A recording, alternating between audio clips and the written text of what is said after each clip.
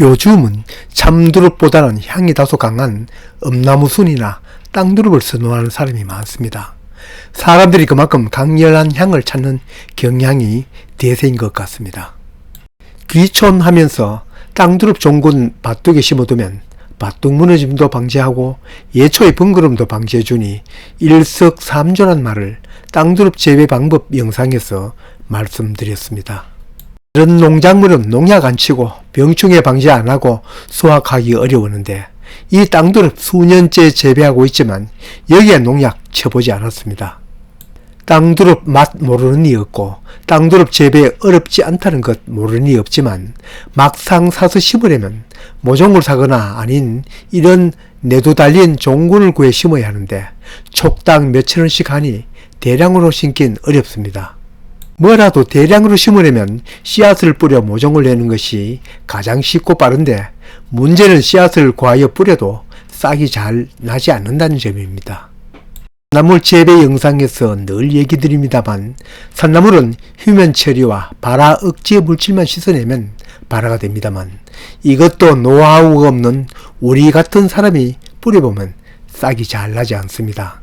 별로 어렵지 않은 뻔한 내용이지만 이것도 노하우가 필요한가 봅니다. 저도 땅두릅 좋은 건 사서 밭둑에 심어놓고 모종이 더 필요하지는 않지만 여러가지 방법으로 다른 산나물도 또 이 땅두릅도 시도해 봅니다. 그 중에서 가장 쉽고 무난한 방법을 소개해 드리려고 이 영상을 올립니다.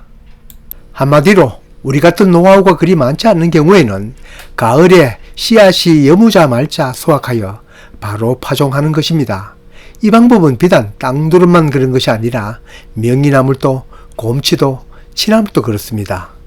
바로 앞에 치나물 가을 파종에 대해서 영상을 올렸습니다만 그래도 이 독칼이라고 부르는 땅두릅 씨앗 파종에는 다소 발화 억제 물질을 없애는 차이점이 있으니 좀 더 쉽게 이해하시라 따로 영상을 만들었습니다. 이 치나물은 채종하는 대로 바로 뿌리거나 아님 발화율을 더 높이기 위해 물에 담갔다 뿌리지만 지금 소개하는 이 땅두릅 씨앗은 씨앗 알갱이 하나하나가 발화 억제 물질에 둘러싸여 있습니다.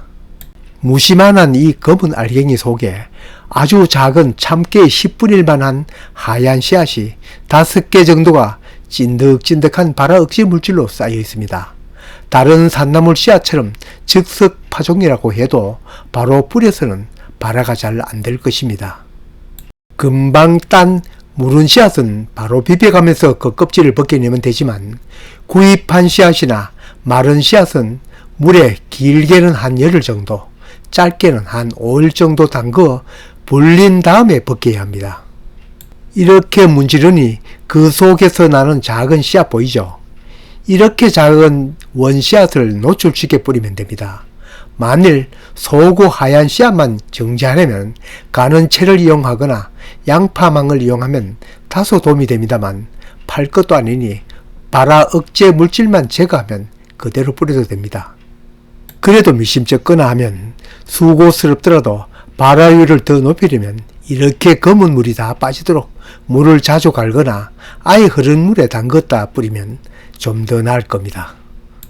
다른 산나물 씨앗보다 발화 억제 물질이 더 진하게 묻어 있으니 그걸 으깨어 제거하고 뿌리는 것만 차이가 있다고 할 수 있습니다. 그 과정까지 하였다면 다른 산나물 씨앗 뿌리는 건 다 똑같습니다. 뿌릴 곳이 마련되었다면 아님 밭둑에 흩어 뿌림을 한다면 흙과 섞어 뿌리고 그 위에 씨앗이 겨울 동안 날려가지 않을 정도로 흙을 뿌려 덮으면 끝입니다. 씨앗을 뿌려놓고 물을 주는 것도 도움이 됩니다. 씨앗이 날려가지 않을 뿐더러 씨앗이 물에 젖어 겨울을 나야 아직도 혹 묻어있을 발화 억제 물질도 제거하고 무엇보다 씨앗이 젖은 채로 겨울을 맛보여야 휴면 처리가 제대로 되는 겁니다.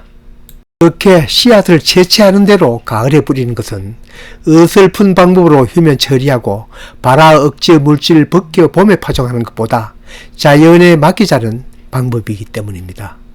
한마디로 말해서 겨울을 맛보이는 휴면 처리와 씨앗에 묻어있는 발화 억제 물질 제거를 나도 하고 자연도 하고 같이 하자는 뜻입니다.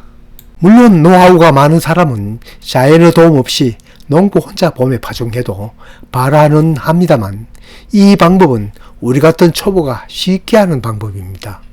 땅에 직파하지 않고 만일 트레이에 모종을 내려면 이것도 전문 산나물 재배농가에서는 봄에 파종을 합니다만 우리 같은 노하우가 적은 사람은 가을에 씨앗을 넣고 실내가 아닌 노천에 두고 눈비 다 맞도록 하면 봄에 싹이 올라옵니다. 어디에 뿌리든 파종과 발화 원리는 같습니다.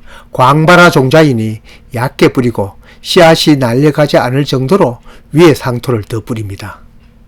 다만 상토는 일반 흙에 비해 너무 가벼우니 겨울 세찬 바람에 날려갈 수 있어 이렇게 부직포로 덮어두거나 아님 볏짚을 덮어두면 안심입니다. 아까처럼 파종 뒤에 자주 물을 주어 수분을 유지하면 도움이 더 됩니다. 이렇게 파종을 해놓고 겨울 동안은 있고 봄이 되면 덩치값 못하게 아주 작은 싹이 올라옵니다. 그것도 다른 산나물보다 더 늦게 올라옵니다. 지금 올라온 모습은 5월 4일 모습입니다. 눈에도 겨우 띄는 이 작은 새싹이 언제 커서 땅속에 올라오는 새순을 수확하겠나 싶었는데 정말 이놈들 폭풍 성장입니다. 처음 올라올 때 작은 것은 워낙 씨앗이 작아서이고 이놈들이 폭풍 성장을 하는 것은 유전적인 형질 때문인 모양입니다. 여름을 지나니 이렇게 키가 컸습니다. 작년 가을 땅두릅 파종 실험한다고 좁은 장소에 심어 그대로 두고 시비도 제대로 안 나 있는데도 이렇게 컸습니다. 저도 처음에 땅두릅 심을 때는 언제 씨앗 뿌리거나 또 모종 구하여 심겠나 싶어서 아예 종군을 사서 심었는데 이렇게 씨앗을 뿌려 모종을 만들어 재배해도 1, 2년 차이밖에 안 나는 걸 알았습니다. 대신 대량으로 심어 재배할 수 있고 모종값이나 종군값이 들지 않으니 그 정도만 더 기다린다고 생각하면 이 방법이 홀란 것 같습니다. 어쨌거나 씨앗을 파종하든 모종을 심든 종근을 심든 유휴지나 밭둑에 이 독칼이라는 땅두릅 텃밭 농장에 재배하지 않을 이유 없습니다.